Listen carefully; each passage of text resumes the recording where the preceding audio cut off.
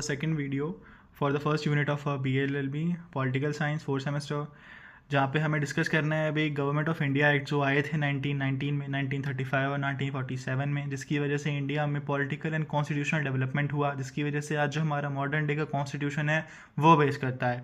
तो स्टार्ट करते हैं हम 1919 के रिफॉर्म के साथ में।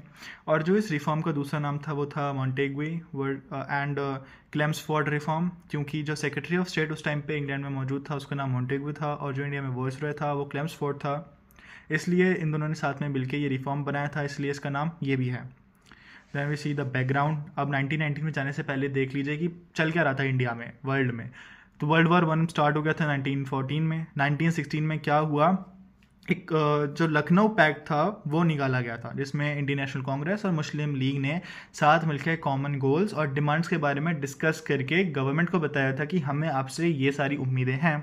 अब इन्होंने ये उम्मीदें क्यों लगा के रखी हुई थी, बिकॉज जब ये वर्ल्ड वॉर 1 चल रहा था तो इंडिया ने ना वॉर में काफ़ी सप्लाई किया था रिसोर्सेज का, एग्री किया था उनकी डिमांड्स को कि आफ्टर वॉर वो उनको थोड़ा सा स्टेटस दे देंगे, रिप्रेजेंटेशन इनका बढ़ा देंगे। सो इस बात को ध्यान में रखते हुए इंडियन नेशनल कांग्रेस और मुस्लिम लीग्स ने काफ़ी डिमांड्स और कॉमन गोल्स की लिस्ट बना के रखी हुई थी। ये ऐसा ही है कि आपके पेरेंट्स आपको बोलेंगे कि वहाँ पे जाके अच्छे से बिहेव करना, अगर आपने अच्छे से बिहेव किया तो हम आपको चॉकलेट देंगे। It's something like this. फिर 1917 में क्या हुआ, रिस्पॉन्सिबल गवर्नमेंट जब इंडिया में आती है, यानी कि जो मॉन्टेग्वे था उस टाइम पे सेक्रेटरी ऑफ स्टेट, उसने अगस्त डिक्लेरेशन किया, जिस डिक्लेरेशन में ये बोला गया कि there will be a progressive realisation of responsible government in India as the integral part of the British empire.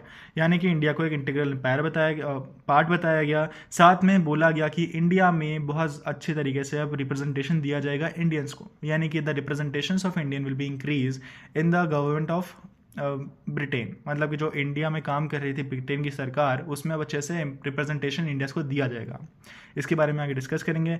फिर हमारी 1919 में जाके गवर्नमेंट ऑफ इंडिया एक्ट आ गया था। 1918 में ये वॉर भी ख़त्म हो गई थी, जिसके बाद ये डिक्लेरेशन निकाले गए थे। हम डिस्कस कर लेते हैं कि पहले क्या सिनेरियो था और चेंज क्या हो गया 1919 के एक्ट के बाद। तो जैसा कि हमने बताया था, सेक्रेटरी ऑफ स्टेट जो कि अभी इंग्लैंड में बैठा होता है और वाइसरॉय के अंडर काम, मतलब वाइसरॉय उसके अंडर काम कर रहा होता है, उसकी तनख्वाह इंडिया से जारी होती थी। इस बात पे ऑब्जेक्शन उठाया इंडिया के लीडर्स ने, आईएनसी ने और मुस्लिम लीग ने, कि इसको तो आप कैबिनेट मिनिस्टर बोलते हो अपना ब्रिटेन का, फिर आप इसकी जो सैलरी है वो हमारे यहाँ से क्यों लेके जाते हो। इसकी वजह से क्या हुआ, इसके काम को 2 हिस्सों में डिवाइड किया गया, सेक्रेटरी के काम को, पॉलिटिकल एंड एडमिनिस्ट्रेटिव रोल, ठीक है, और एक था एजेंसी वर्क। तो जो इसका पॉलिटिकल और एडमिनिस्ट्रेटिव रोल था उसकी सैलरी के लिए ब्रिटेन इसको पे करता था, और जो एजेंसी वर्क था जिसका अब नाम चेंज करके कर दिया गया था हाई कमीशन फॉर इंडिया 1919 के गवर्नमेंट ऑफ इंडिया एक्ट में, और इसकी सैलरी जाती थी फिर इंडिया की तरफ से। So this was the first change. इसके बाद हम चेंज देखते हैं एडमिनिस्ट्रेशन में, जहाँ पे वॉइसरॉय एक होता था इंडिया के अंदर, उसके अंदर 6 एग्जीक्यूटिव काउंसिल वर्क कर रही होती थी। जस्ट लाइक आज के डे में आप देखते हो कैबिनेट होती है।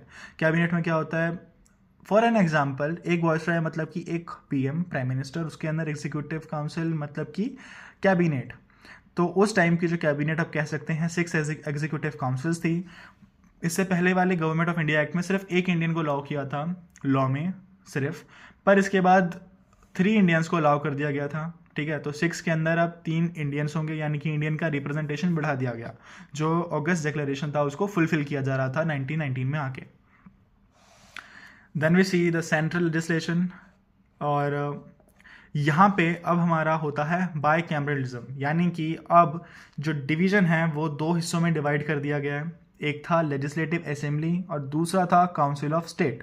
जैसे कि इंडिया में राज्यसभा एंड लोकसभा है, जस्ट लाइक दैट उस टाइम पे लोअर हाउस को लेजिस्लेटिव काउंसिल असेंबली कहा गया, और जो हमारा अपर हाउस था उसको हमें काउंसिल ऑफ स्टेट कहा गया। इसके अंदर 60 मेंबर्स थे उस टाइम पे, और इसका जो मेंबर चुन के आते थे वो 5 साल के लिए आते थे। पर जो लेजिस्लेटिव असेंबली में आते थे 145 मेंबर्स हुआ करते थे, जो कि सिर्फ 3 साल के टाइम के लिए आते थे। और इनके पास जो एक एक्स्ट्रा पावर थी, मतलब कि सारे काम तो अभी सेम हो गए, बस एक तो ईयर का डिफरेंस आया और दूसरा आया वोट सप्लाई का। यानी कि कोई भी चीज़ है जो फाइनेंशियल डिसीजन की होने वाली है उस पर एग्री या डिसएग्री कर सकते हैं। जस्ट लाइक आज के टाइम में आप देख सकते हो जो फाइनेंशियल डिबेट या फिर टॉपिक्स होते हैं वो सिर्फ हमारे लोकसभा में डिस्कस होते हैं, राज्यसभा में नहीं। जो लेजिस्लेचर हमारे प्रोविंस के अंदर थी। अब प्रोविंस वो थे जो डायरेक्टली ब्रिटिश गवर्नमेंट के द्वारा रूल करे जा रहे थे, और दूसरे वो थे प्रिंसली स्टेट जहाँ पे नॉमिनल हेड वहाँ के राजा वाजा थे, तो उन्हें प्रिंसली स्टेट कहते हैं। और दो हिस्सों में डिवाइडेड था, और दूसरा था प्रोविंशियल लेजिस्लेचर, जैसे कि बॉम्बे, मद्रास एंड बंगाल। उस टाइम पे 7 प्रोविंसेस थे, तो उनके अंदर लेजिस्लेचर थे। पर अब ना 2 न्यू प्रोविंस लेजिस्लेचर इंट्रोड्यूस किया गया, और टोटल संख्या हो गई 9। प्लस जो इनके अंदर से लोग मेंबर इलेक्ट होके आते थे, जितने भी रिप्रेजेंटेटिव्स इलेक्ट होके आते थे इन प्रोविंसेस के अंदर, उनमें से 3